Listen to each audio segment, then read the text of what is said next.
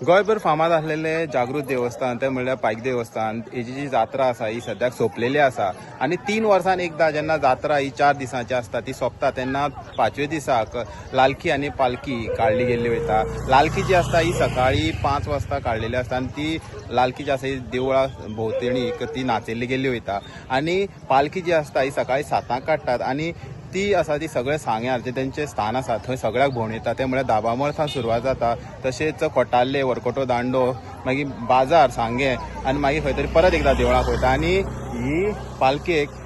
खंय तरी आरती घेवन ज्यो प्रत्येक घरांतले लोक आसा ते रस्त्यार उबे रावतात आनी तेजे आरती करतात, फुलां घालतात, आरती ओवाळटात, असले सगळे हेजे प्रथा आसा ही सगळी निभयतात आनी तशेंच हजारांनी लोक जे आसात हे पालकेक